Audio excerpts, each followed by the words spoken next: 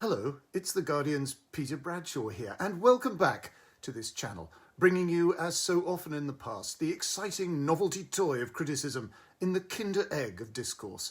And for this and other reasons, you will naturally wish to subscribe and leave a comment.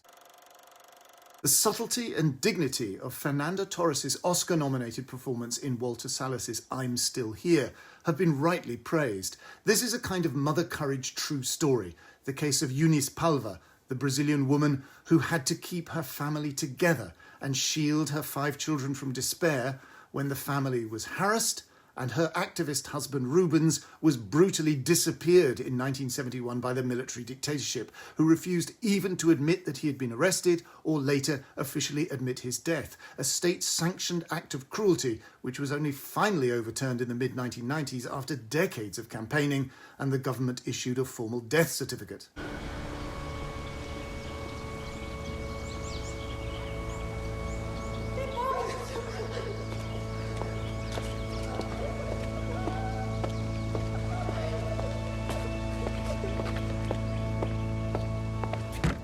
Tá olhando o quê?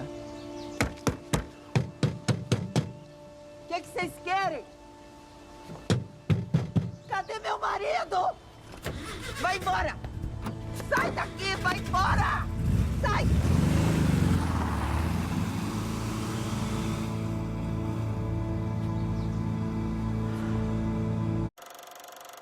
It's a drama which intelligently seeks to intuit the courageously maintained calm that Eunice imposes on herself and the children when the thuggish secret police arrive. Torres is effectively the still centre of a heartfelt, but somehow numbed and for me sometimes even strangely placid story. The film shows Eunice's instinctive sense that overt outrage would be interpreted as leftist defiance and guilt, but it also shows her in some sense going into denial, rejecting the horror which is too much to process. Even more horrifying as she herself is briefly taken into custody with one of her children and tortured. She appears to be wordlessly telling everyone just stay calm, try to fabricate some normality at home, and soon it will all be over and Rubens will return.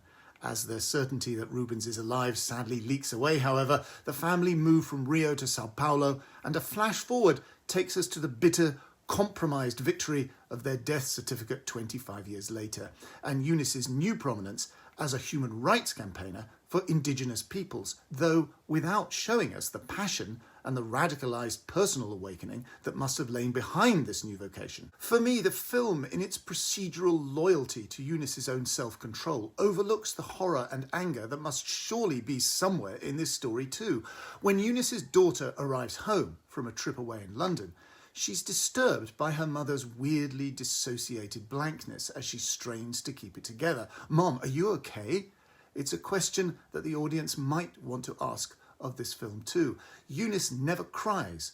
When we get some sentences over the final credits telling us briefly on what date Rubens was murdered, and also the date on which 4 security officers were finally charged but not convicted, that is retroactively disconcerting. What a world of drama and outrage there is in those brief, bald statements, but it never really arrived in the preceding film. Yet this might be precisely the experiences of the families of the disappeared. Their emotional responses were stunted and amputated by the state. It's a very intelligent performance from Torres. And so we bring down the curtain on another vlog. It's farewell from me and from Foghorn Leghorn here. Please give this a like and a share on your socials. Please subscribe and leave a comment. And also, please, buy my book, The Body in the Mobile Library and Other Stories. And please tell me what you think about it. Details are given below. See you next time.